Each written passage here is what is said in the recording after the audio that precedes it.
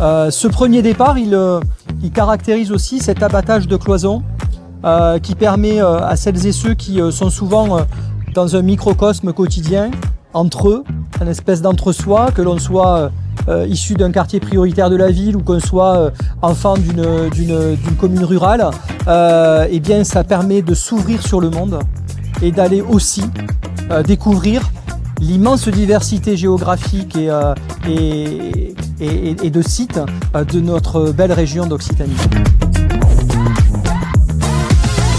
Écoutez, vous savez, les caisses d'allocation familiale ont depuis très longtemps aussi investi sur des vacances solidaires, des vacances sociales.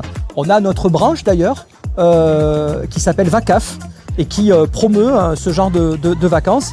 Et quand le Conseil régional d'Occitanie s'est engagé dans ce processus, plutôt de considérer que c'était quelque chose de concurrentiel, on s'est dit non, c'est complémentaire. Parce que, comme le dit la présidente Carole Delga, eh bien, sur la solidarité en région, on fait PAC. C'est tous ensemble que l'on peut faire avancer la solidarité, la cohésion sociale.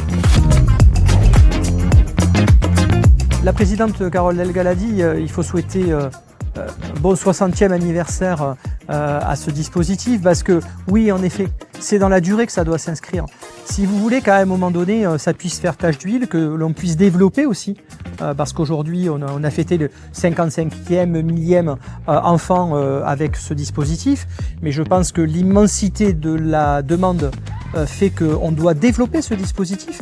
Et donc, voilà, c'est ça aussi l'intérêt que l'on a, c'est d'additionner nos forces partenariales. J'ai cru comprendre qu'à la rentrée, il allait y avoir un comité des financeurs.